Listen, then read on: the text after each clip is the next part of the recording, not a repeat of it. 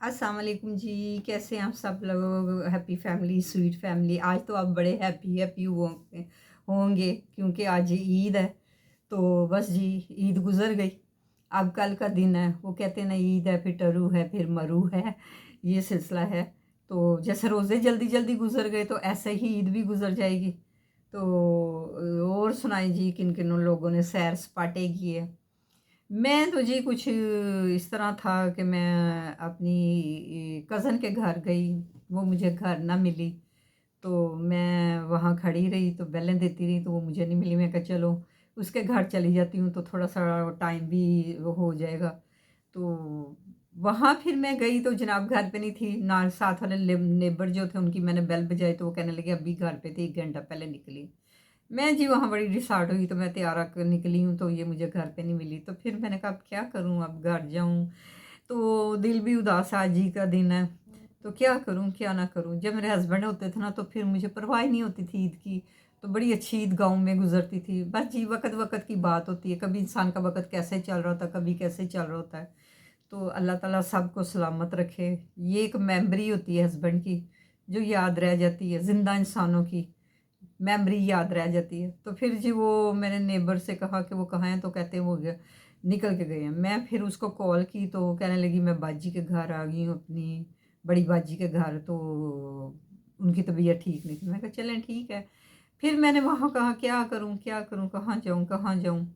तो आप फिर कहेंगे कि निदा निदा के घर फिर मुझे एक रास्ता नज़र आया। तो मैंने कहा निदा घर पे हो? कहती हाँ बाजी हम घर पे ही हैं।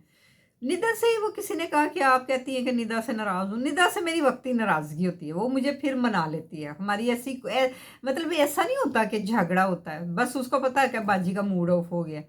तो वो मेरा बड़ा ख्याल रखती है। फिर मैंने जहाँ वहाँ से भी निदा के घर पहुँची।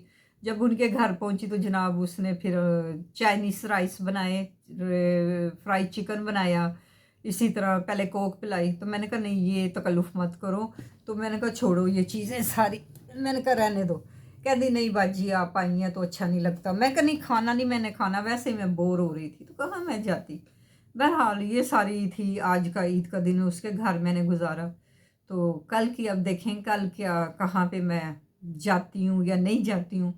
देखिए एक वो बंदा अंदर रह रह के भी ना आधा मेंटली हो जाता है। यकीन करें कि अंदर रह रह के भी मेंटली, बाहर ज़रा इंसान फिर के आता है ना तो थोड़ी सी चेंजिंग आ जाती है इंसान की। ये बड़ा फ़र्क पड़ता है। ऐसा नहीं डॉक्टर कहते कि अगर ये बीमार है तो इसको सैर पे ले जाओ। तो बस जी इसी तरह फिर वो निदा तो मुझे आने नहीं दे रही थी, कहती थी इधर ही सो जाओ। तो निदा से तो मेरी नोक झोंक चलती रहती है, इसी तरह सिलसिला। और जी बस क्या बताऊँ। मुझे एक बंदा बड़े गलत गलत कमेंट्स कर रहा है। पिछली वीडियो में मैंने कहा था मेरे पास होता तो मैं उतना थप्पड़ मारती। उसने मुझे बड़े गलत कमेंट्स किया। तो आप झूठ बोलती हैं, आपका केस नहीं है अदालत में, आपने उसके बच्चों को, मुझे लगता है पता नहीं कौन है कौन नहीं है।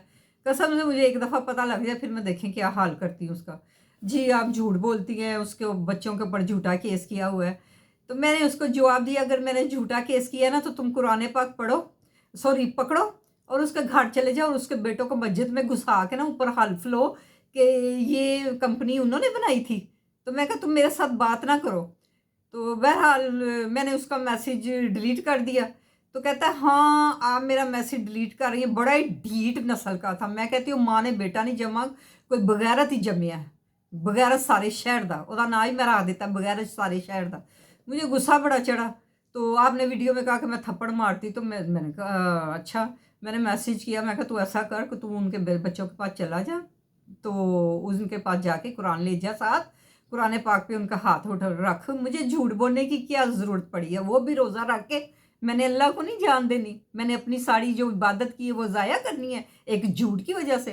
पता नहीं किसी उसको क्या तकलीफ़ है मेरे से। वीडियो मेरी है, मैं जैसा मर्ज़ी बोलूँ, ये मुझे इजाज़त है, आज़ादी है कि इंसान अपनी लाइफ खुद जी सकता है, जो मर्ज़ी कह सकता है। उसको पता नहीं क्या तकलीफ़ है। तो उसको लगता है कोई गुर्दे की पत्थरी है जो चैन नहीं लेने दे रही उसको ना। उसके गुर्दे की पत्थरी निकालनी पड़ेगी उसको, मेरा ख़्याल डबल पत्थरियाँ हो गई हैं, तो उसका ऑपरेशन ही कराना पड़ेगा। तो आप लोग क्या कहते हो? तो मैंने वो आगे से ना मैंने जवाब नहीं दिया। बहरहाल मैंने कहा अब ये आएगा ना तो फिर मैं देखो क्या करती हूँ, इसका लिंक ढूँढती हूँ। तो मेरे कज़न हैं पुलिस में, मैं उनको दूँगी। तो ये क्योंकि मेरे मियाँ भी पुलिस में रहे हैं, तो वो हैं, उनके कज़न हैं, मेरे भी कज़न लगे, तो मैं उनको दूंगी, स्पेशल ब्रांच में होते हैं। फिर देखो मैं तेरा हाल क्या करती हूँ, तूने अगर अब ऐसे मैसेज किए। मुझे ये नहीं समझ आती मेरे से तकलीफ़ क्या है। मैं किसी का नहीं कहती, अपने पे वीडियो बनाती हूँ, अपनी आप बीती जग बीती बताती हूँ, तो उसको क्या तकलीफ़ है। बहरहाल वो जी, बाज़ लोग ऐसे भी होते हैं, बस उसको तकलीफ़ है मेरी, तो मैंने फिर इग्नोर कर दिया। तो मैंने निदा से भी जिक्र नहीं कहा, कहती बाजी दफ़ा कर छोड़े। तो मैंने कहा चलो छोड़ दिया तेरे कहने पे मैंने छोड़ दिया। लेकिन मेरी ज़ात को कुछ फ़र्क नहीं पड़ता, मुझे पता है कि मैं क्या हूँ, और मैं अल्लाह ताला को पता है कि मैं हक सच पे हूँ। मेरे पास थोड़ा पैसा नहीं था, मेरे पास बहुत पैसा था, मैंने अपने मियाँ को जो कारोबार करवाया। बहरहाल ये मेरे रब को पता है, मैंने जवाबदेह अल्लाह को होना है। मैंने उस बदतमीज़ को, जिसको गुर्दे की पत्थरी है ना, गुर्दे की पत्थरी वाले को नहीं जवाबदेह होना, बगैरत को। वो बहुत बड़ा बगैरत है कोई। बहरहाल मैं किसी से डरती नहीं हूँ, मैं रब की ज़ात से डरती हूँ, अल्लाह से डरना चाहिए। इंसान क्या है, इंसान कुछ भी नहीं। यकीन करिए जो ईरान में हो रहा है ना, मैं सदके जाऊँ, मैं ईरान के, मैं हर नमाज में दुआ करती कि उनको फतेह दे। अगर मैं होती ना कोई प्रेसिडेंट या कुछ होती, तो यकीन करें मैंने अपनी फ़ौज वहाँ भेजनी थी, मुस्लिम उम्मा के लिए। ये हमारे भाई हैं, अगर ये लोग यहूदी हम पे हमला करेंगे, वो तो हम पे हैवी हो जाएंगे, हमारी मस्जिदों को गिराएंगे, बेदबी करेंगे। तो मैं कल सोचे से बैठ के, मैं कहा मैं प्राइम मिनिस्टर होती ना, तो मैंने ज़रूर उनके लिए वो देखें जी, मुस्लिम उम्मा है, वो हमारे भाई हैं, वो कितने सिंपल से हैं। और देखें उनकी प्रेसिडेंट, देखें कितने सिंपल है, उनका वज़ीर आज़म देखें, कोई उसका कोई बनाव संगार नहीं है, वो अपनी आवाम के लिए सोचते हैं। तो मुझे बड़ा दुख होता है ईरान का देख के। अल्लाह मियाँ उनकी उनकी हिफाजत फरमाए और अल्लाह उनको फ़तेह दे, और इंशाअल्लाह अल्लाह देगा। ये यहूदी ज़लील और रुसवा होंगे, इसराइली ज़लील और रुसवा होगा। यहूदी होते हैं, अल्लाह की रस्सी जो होती है ना, तो अल्लाह ताला पहले ढीली करते हैं, फिर जब खींचते हैं ना तो पता नहीं चलता। और जो मुझे कमेंट्स करता है ना, अल्लाह ने जब उसकी रस्सी खींची ना, तो मेरी बद्दुआ बड़ी लगती है, मेरी दुआ भी लगती है, मेरी बद्दुआ भी लगती है। तो देखना अल्लाह ने उसका कितना बुरा एक्सीडेंट करना, अल्लाह करे ऐसा ही हो। बहरहाल मेरी ज़ात को कोई फ़र्क नहीं पड़ता, तू जो मर्ज़ी कह ले, क्योंकि तू गुर्दे का मरीज़ है, तुझे कैंसर भी है, गुर्दे की दर्द भी है अब क्या क्या मैं कहूँ।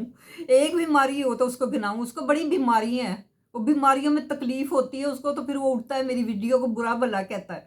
तो तेरे कहने से तो कुछ नहीं होगा। बहरहाल ईद है आज, ईद के अंदर थू थू थू शैतान आ गया, थू उसके मुँह पे भी तो बस इसी तरह है। तो क्या कहूँ, मुझे गुस्सा आ गया था, तो लेकिन गुस्सा शैतान का भाई है, गुस्सा करना नहीं चाहिए। आप लोग ना मुझे अच्छे अच्छे कमेंट्स करें, शेयर करें, लाइक करें। तो बस इसी तरह है जी। तो बस आज मेरा दिन ऐसे ही गुजरा, तो अब देखें कल का दिन बेहतर हो। तो इंसान ज़रा बाहर जाता है तो थोड़ी सी चेंजिंग आ जाती है। घर घर में बैठ बैठ के तो वो थोड़ा सा माइंड सा उसका ऐसा हो जाता है, चिड़चिड़ा सा हो जाता है। तो बहरहाल आप लोगों की भी अल्लाह ताला करे इज़्ज़त अच्छी गुजरे, अपने घरों को, जो मुसाफिर गए हैं खैर खरीद से अपने घरों को आएँ, आमीन सुम्मा आमीन। तो जी मुझे दीजिए इजाज़त, दुआ में शामिल रखिएगा। अल्लाह हाफ़िज़, अल्लाह हाफ़िज़।